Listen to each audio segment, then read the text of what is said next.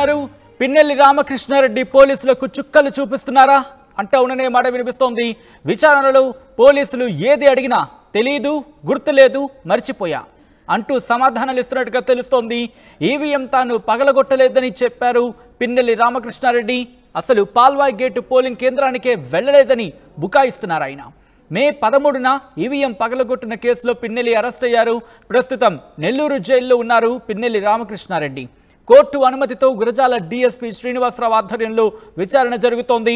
అయితే నిన్న మధ్యాహ్నం 3 గంటల నుంచి రాత్రి 7 గంటల వరకు కూడా విచారణ జరిగింది. దాదాపు 50 ప్రశ్నలు అడిగారు అధికారులు. అన్ని ప్రశ్నలకు తెలియదు, గుర్తులేదు అంటూ కూడా సమాధానాలు ఇస్తున్నట్టుగా తెలుస్తోంది. దానికి సంబంధించిన బ్రేకింగ్ న్యూస్ చూస్తున్నారు.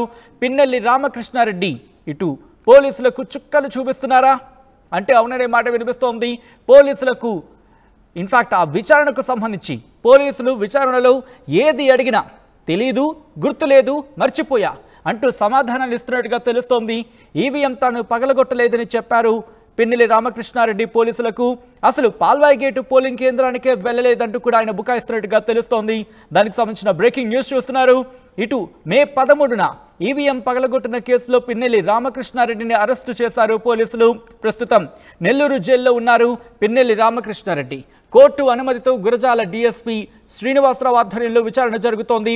నిన్న మధ్యాహ్నం 3 గంటల నుంచి రాత్రి 7 గంటల వరకు కూడా విచారణ జరిగింది. దాదాపు 50 ప్రశ్నలు అడిగారు అధికారులు. అన్ని ప్రశ్నలకు తెలియదు, గుర్తులేదు అంటూ కూడా సమాధానం ఇచ్చినట్టుగా తెలుస్తోంది. విజువల్స్ మీరు చూస్తున్నారు. ఆ రోజు ఈవీఎం పగలగొట్టిన ఘటనకు సంబంధించి సీసీ ఫుటేజ్ బయటకు వచ్చిన తర్వాత ఇప్పుడు ఇదే అంశానికి సంబంధించి ఆయనను అడిగే ప్రయత్నం చేశారు. ఇన్ఫాక్ట్ ప్రశ్న వర్షం కురిపించే ప్రయత్నం చేస్తున్నారు పోలీసులు. ఆ విచారణలో భాగంగా కీలక అంశాలను వెలుగులోకి తీసుకొచ్చేందుకు కావచ్చు, లేకపోతే కీలక అంశాలకు సంబంధించి వాటిని రాబట్టేందుకు, ఆ సమాధానాలు రాబట్టేందుకు ప్రశ్నల వర్షం కురిపించినప్పుడు ఆయన ఎక్కడా కూడా పూర్తిగా క్లారిటీ ఇవ్వట్లేదు అనే మాట వినిపిస్తోంది. పోలీసులకు చుక్కలు చూపిస్తున్నారా పిన్నెలంటే దాదాపు అవుననే మాట వినిపిస్తోంది. ప్రస్తుతం నెల్లూరు జైల్లో ఉన్నారు ఆయన. ఇన్ఫాక్ట్ పోలింగ్కి సంబంధించి ఆ రోజు మనం చూసాం. ఈవీఎం ఘటన తర్వాత ఆయన ఎక్కడ ఉన్నారు అనేది ఒక క్వశ్చన్ మార్క్గా మారింది. ఆయనను పట్టుకునేందుకు పోలీసు బృందాలు గాలించాలంటే అర్థం చేసుకోవచ్చు. ఆ తర్వాత ఆయన అజ్ఞాతంలోకి వెళ్ళిపోయారన్న మాట వినిపించింది.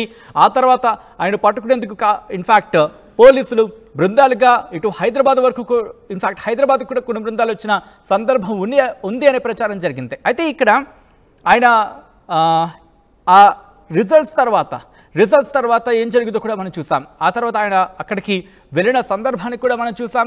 ఈ నేపథ్యంలోని ఈవీఎం ఘటనకు సంబంధించి పోలీసులు ఆయన్ని అరెస్టు చేశారు, అదుపులోకి తీసుకుని పోలీస్ స్టేషన్కి తరలించారు. పోలీస్ స్టేషన్కి తీసుకెళ్ళి ఇప్పుడు విచారణ చేస్తున్నారు. విచారణలో భాగంగా వాళ్ళు ప్రశ్నలను సంధించే ప్రయత్నం చేస్తున్నారు. కానీ ఎక్కడా కూడా ఆయన సమాధానం చెప్పట్లేదు. అసలు ఇంతకీ మీరు వెళ్ళారా లేదా అంటే కనుక తెలియదు అంటూ కూడా ఆయన చెప్తున్నారు. ఇన్ఫాక్ట్ ఆయనతో వెళ్ళలేదు అని చెప్తున్నట్టుగా తెలుస్తోంది. ఇంకా 50 ప్రశ్నలకు పైగా అడిగినట్టుగా తెలుస్తుంది అధికారులు. కానీ ఎక్కడా కూడా తెలియదు, గుర్తులేదు అంటూ కూడా ఆయన సమాధానాలు ఇస్తున్నట్టుగా తెలుస్తోంది.